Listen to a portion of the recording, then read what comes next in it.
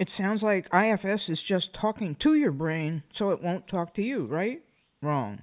You've reached Talking with Dr. Terrie, 180 Seconds to a Better You, message number 57. I'm Dr. Terrie Wurzbacher, and this call is dedicated to Frank Soma. Last week's call, where I talked about IFS getting me to go to the party, brought up a few important points. Some people talked about how Brian Cain and Dr. Gilbert tell you to talk to your brain or it will take over and talk to you. This is really not the essence of IFS, even though it's a useful technique. I see this as a misinterpretation happening when we try to mold something into a phrase or basic idea we've learned previously. Mostly with IFS, you're actually doing more listening than talking. If you work IFS properly, the voices that, quote-unquote, talking to yourself is trying to combat won't be there. These voices represent the parts that have been protecting you all your life. You may solve an immediate issue, such as getting through a race, but you won't solve the underlying issue. Our parts really want to be heard and appreciated. They don't want to be yelled at and just told to stop. They've worked so hard for many years to protect us, and they feel unappreciated. Remember that they're young. They don't know how much you've grown. It's our job to listen and clarify, whereas the other advice we were just talking about tells us to take control over the language.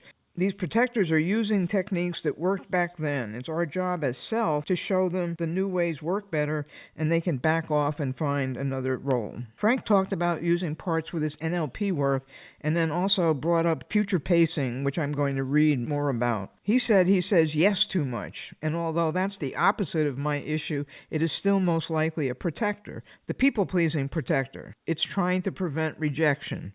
Elise brought up a common situation that people want to use IFS for, and that's weight loss. She said there's a part that wants to eat and a part that wants to be skinny. And I'll also add that there may be other parts there, but the key here is to find out what role the part that wants to eat is playing and why. It's deep and involves some work. As far as I'm concerned, personally, the part that wants to eat all the time is the one that's struggling for control. She's had no control of anything else in her life, so she desperately wants to be able to eat whatever she wants without others telling her what she can and can't do. It's much deeper than that, but you have to ask your part two basic questions. What is your role? And in this case, the answer will eventually be a lot deeper than just, I want to eat. Then you ask, what are you afraid will happen if you don't perform your role? That'll get you even deeper. All of these parts work together to try and protect the exile or wounded child that's lying deep within. I hope this helps a little bit. It's a complex subject, but it's so effective, I can't encourage you enough to investigate.